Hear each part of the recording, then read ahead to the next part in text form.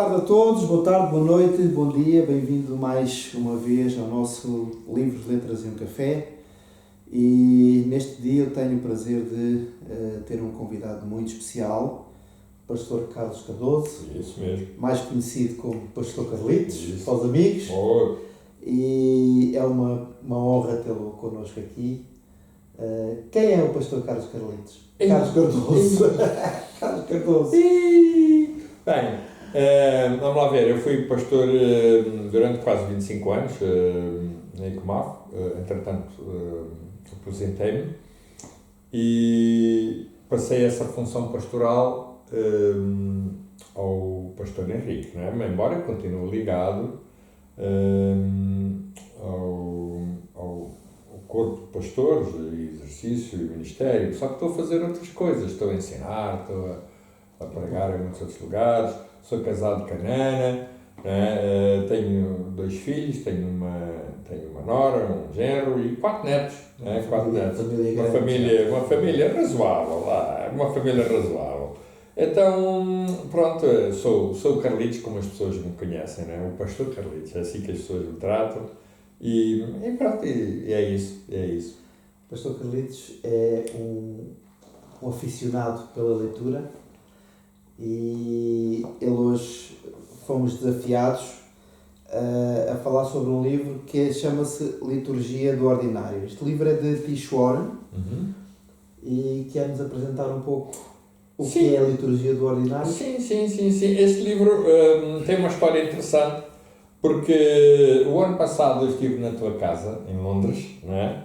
E tu és também um leitor, a Paulinha, os teus filhos, e eu tinhas lá vários livros na prateleira e eu fui buscar e encontrei este. Comecei a ler e achei muito interessante.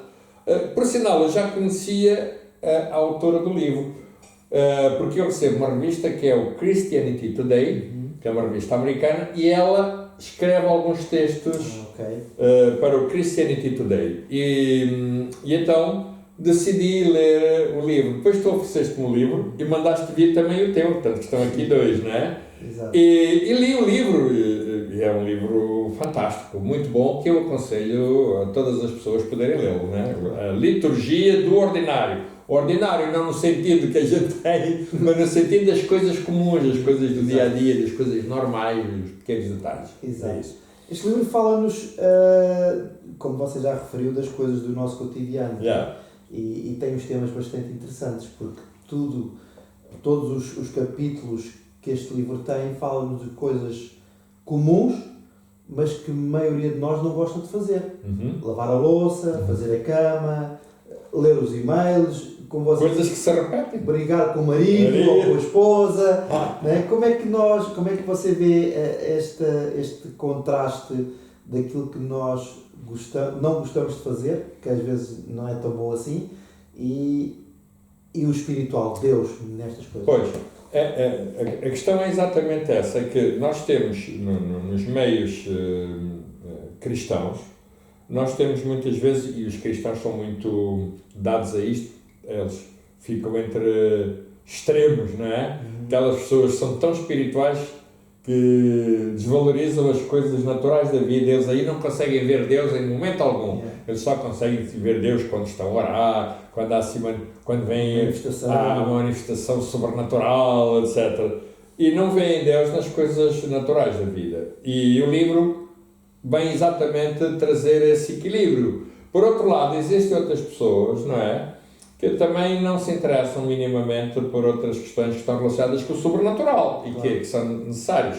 Convém dizer, para Deus não há nem sobrenatural nem natural, mas para nós existe. Claro. Para nós existe o sobrenatural e existe o natural. Portanto, para Deus é que não, porque Ele é o Criador, Ele é Deus.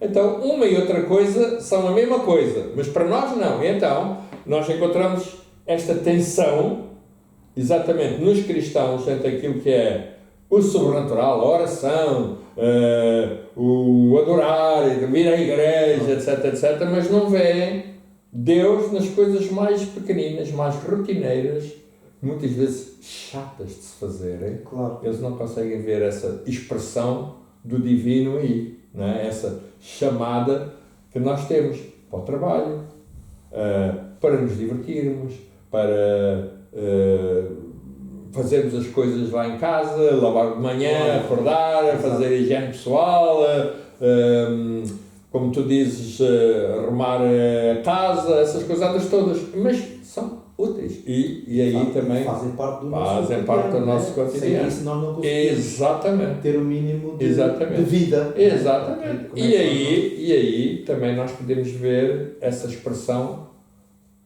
do divino no nosso dia a dia, porque essas coisas são úteis. Claro. Sem elas nós não poderíamos viver. Claro, seria impossível. Era impossível, não é lógico, não é verdade, não é? Nós não vivemos sem essas coisas. É interessante que ela faz uma comparação muito boa. Em cada capítulo ela consegue fazer uma comparação muito assertiva em relação àquilo que é, por exemplo, do lavar os dentes e que tipo de ensinamento é que pode ter nessa ação, não é? E como em todos os capítulos ela tem um paralelo entre o espiritual e o normal, o cotidiano nosso. Sim. Como é que você acha que podemos ver? É útil? Não é útil? Não, é útil. Aliás, a Bíblia fala nisso, né? Por exemplo, nós temos aqui em Romanos no capítulo, esta é a versão a mensagem, e em Romanos, é uma paráfrase, em Romanos no capítulo 12, nós verificamos que Paulo, quando escreveu aos Romanos 12, ele diz assim, no versículo 1, portanto, com a ajuda de Deus, quero que vocês façam o seguinte, entreguem a vida cotidiana, ou seja, o dormir, comer, trabalhar, passear a Deus, como se fosse uma oferta. Receber o que Deus fez por vocês é o melhor que podem fazer por Ele. Não se ajustem demais à sua cultura, a ponto de não poderem pensar mais.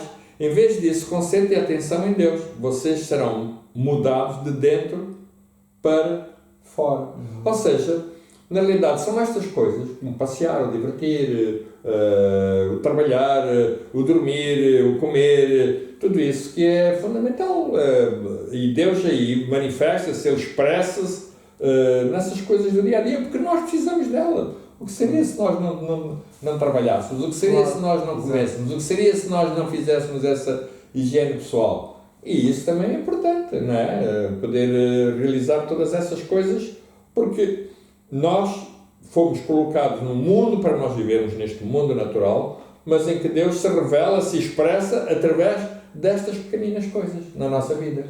Ao fim e ao cabo, ela vem quebrar um pouco os tabus, ainda porque ainda hoje existe igrejas ou teologias em que a pessoa não se pode divertir. Sim, claro. A pessoa não pode sorrir, não pode contar piadas como você faz. Sim, claro. Então claro. ela quebra um pouco esse conceito. Eu sou cristão há 48 anos e tenho uma longa experiência já de vida, de igreja, etc. Eu já encontrei escolas de pensamento exatamente anti-diversão. E existem, não é? A diversão não é bem vista dentro de um contexto eclesiástico, mas por que não? Se Deus nos deu a capacidade de nos divertirmos, de nos rirmos, de tirarmos prazer dessas coisas todas, por que não? Onde é que está? Foi assim que Deus nos criou. Claro. E isso tem um pouco a ver com os conceitos que a Igreja muitas vezes foi influenciada ao longo dos séculos, em toda a história, conceitos da cultura grega, em que alguns pensadores, alguns filósofos gregos faziam essa separação entre aquilo que era o espiritual e o não espiritual. O mundo físico era uma coisa que não prestava, o corpo não prestava, tanto que nós vamos encontrar na história da Igreja, na Idade Média, etc., que as pessoas ainda hoje que martirizam o corpo, que não tratam bem do corpo. Nós, se formos ver a história de muitos cristãos, no passado, não tomavam banho, não faziam este tipo de higiene pessoal, etc., até porque isso não era bem visto, etc., não me preocupavam em arranjar-se. Eu ainda há 40 e tal anos, quando eu comecei a crescer na fé, eu encontrei pessoas que têm este pensamento. Para que preocuparmos com o corpo? Para que preocuparmos com as coisas do nosso dia-a-dia, com a instrução, com a cultura, com as artes, etc., se nós depois vamos para o céu. Para o céu, claro. Não é? Claro. E, pronto, e o livro procura exatamente ver, digamos, pôr isto na sua ordem, né? Trazer ordem a isto e mostrar que o mundo criado é mundo feito por homens, por gente, e que tem estas coisas, estas atividades do dia a dia, não é? Como lavar, comer, arrumar, e o trânsito, ela fala aqui estar no trânsito, não é? Que é uma coisa. O trânsito é estressante. É estressante. Quem conduz. Mas faz parte, o nosso dia a dia é feito destas coisas. Acredita que essa mentalidade tem mudado ou ainda há muita gente com essa mentalidade? Não, eu acho que tem mudado. Tem mudado Tem mudado. Sim, tem mudado. Hoje em dia, sobretudo sobretudo com as redes. Porque ao fim e ao cabo acaba por ser a base de ensino, não é? Sim, tem mudado. Hoje em dia, com as redes sociais, com as plataformas digitais, etc, há muita coisa que mudou e as pessoas são confrontadas às vezes com novas realidades. Claro. E portanto ajuda. E também hoje há muita informação, muita leitura, etc, e permite fazer essa mudança de mentalidade de ensino. Claramente, penso que sim, até nas lideranças das igrejas. Isso é importante. O que não quer dizer que não continue a existir. Sim, claro.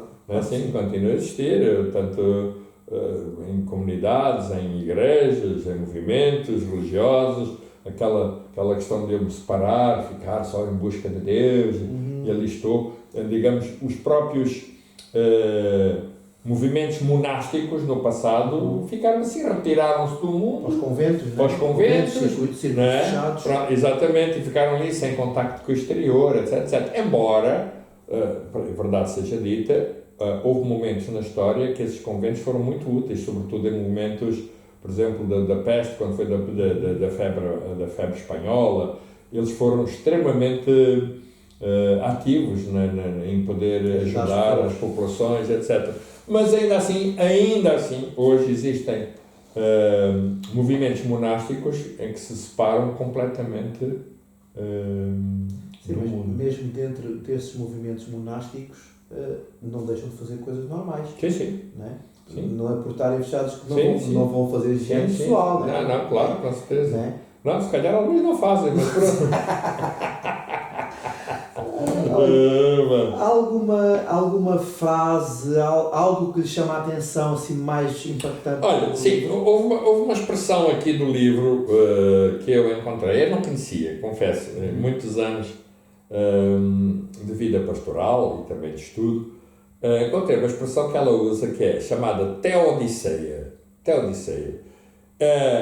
Então, a palavra teodiceia, eu fui depois em busca, fui procurar, pesquisar. É um termo teológico que nos mostra como lidar com aquela dualidade dolorosa que é Deus faz coisas boas, Deus é bom, Deus faz coisas fantásticas, faz milagres, etc. Mas, simultaneamente, permite que haja outras coisas que não são tão boas assim, não é? Como nós sabemos, a guerra, a violência, todas as coisas. Chocam mais a sociedade. Não é? Existem estas duas coisas, não é? Então, a teodiceia ajuda-nos a perceber e lidar com este conflito, com esta tensão, que é Deus é bom, mas como é que Ele permite? Sim, porque muitas pessoas põem a culpa. Claro, todos os dias, até nas redes sociais eu encontro, olha, se não é todos os dias, é todas as semanas, não é? Porque Deus é culpado, porque que Deus permite? Porque se morre fulano tal. Exato, isso chama-se isso, ela explica isso, não é? Chama-se isso teodiceia, eu achei interessante, não é? E pronto, ou seja, uma coisa também que ela diz aqui, muito interessante no livro, é que o reino de Deus é a expressão do sobrenatural no meio de gente que por sinal somos nós. Muito bom. Não é? Deus, para nós, como eu já disse, para Deus não há nem sobrenatural nem natural, ponto. Não é? Ele é Deus. Nós é que fazemos essa diferença. Para nós há, é lógico, não é? Correto, não é? Para nós há o sobrenatural e há o natural. E então ela põe aqui sim, precisamos exatamente entender isto, que o reino de Deus, Jesus falou no reino de Deus, venha a nós o teu reino, seja feita a tua vontade assim na terra como no céu, o reino de Deus. É isso, a expressão do sobrenatural no meio de gente. Claro. Só que essa gente somos nós. Claro. Ao fim e ao cabo, acaba por obrigar-nos a ser influência e Influência. estamos inseridos. Exatamente. Na medida, é o bocado nós lemos lá em Romanos 12, quando na paráfrase diz que nós somos transformados de dentro para fora.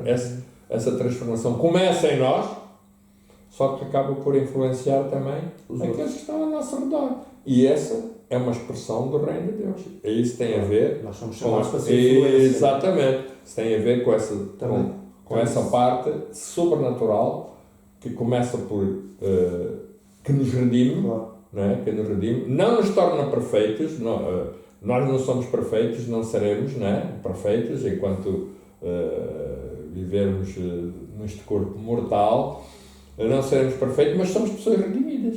E como tal, isso é uma ação, uma manifestação, uma sobrenatural de Deus no mundo natural onde nós vivemos e a qual nós somos também. Como é que nós podemos... uma pergunta impertinente. Força. Como é que nós podemos ver Deus a lavar a louça suja? Parece que você não estava à espera. Não. Olha, existem milhões de cristãos. Olha, eu conheci, deixa-me dizer que isto, na minha vida relacional, eu conheço um pastor que um dia foi para um outro país. Foi para um país. Ele não era pastor, ele foi trabalhar. Ele não era pastor. Ele quis ir implantar uma igreja. Não é? Ele agora é pastor, mas na altura, quando ele foi para aquele país, ele não era pastor. E ele quis ir implantar uma igreja. Ele teve que ir arranjar trabalho. Ele não tinha ninguém. Foi arranjar trabalho no mundo secular. Então, só se daquele arranjou trabalho a limpar. Não, estás enganado. Não. Foi a limpar casas de banho. A lavar as casas de banho públicas. E durante anos ele andou a lavar as casas de banho públicas. E também conheço cristãos, ainda hoje, aqui até na igreja, temos pessoas que trabalham em restaurantes que lavam a louça, limpam o chão. E tu trabalhas no restaurante, deixas lavar a louça, etc. Pá, e Deus expressa-se tanto aí, quanto tu, quando vais depois para a igreja fazer a tua atividade. Por isso é que ela chama a liturgia do ordinário. São este conceito do sagrado que se expressa através das coisas normais, das coisas daquilo que nós fazemos. Daquilo que nós fazemos. A nossa vida e que são necessárias. Claro.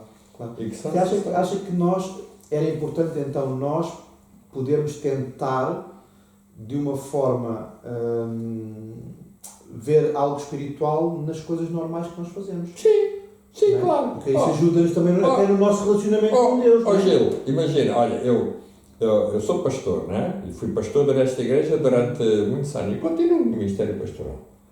Já imaginaste o que seriam estas pessoas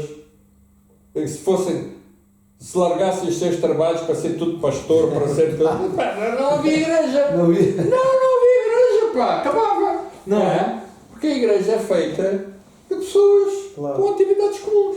Médicos, enfermeiros, professores, empregados de limpeza, pessoas que trabalham nos restaurantes, como tu, e tens essa atividade bivocacional, não é? Ou seja, durante a semana tu também fazes pastelaria, trabalhas no restaurante, mas depois prestas assistência às pessoas.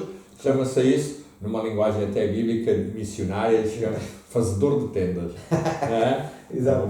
Paulo, exatamente. Que são necessárias, não é? Essas pessoas são necessárias. Olha, o que está aqui, tudo isto, são pessoas que trabalham, que são fiéis nas suas ofertas, nas suas... Se elas não trabalhassem, como é que era? Isto fechava. Claro. São absolutamente necessárias, não é? Absolutamente. O mundo é feito desta gente.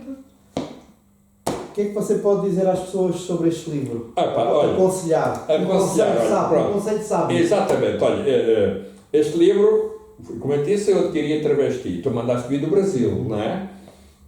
Se calhar existem plataformas digitais, sei lá, e em vez de estar assim, ou podem mandar vir mesmo do Brasil. No Brasil é o Thomas Nelson, a editora, aqui também tem Pilgrim, mas se calhar através da Amazon é possível que encontrem o livro ou na português ou na língua inglesa, não é? Pronto. Ou na língua, exatamente, ou na língua inglesa. Mas eu aconselho todos os pastores, todos os líderes de igrejas e irmãos em geral, deviam ler este livro. É muito interessante, não é? Que é a Liturgia do Ordinário. Penso que é muito, muito bom e um desafio e ajuda-nos a perspectivar as coisas de uma maneira correta. Pastor Carlitos, muito obrigado por este tempo. Sempre bom falar consigo.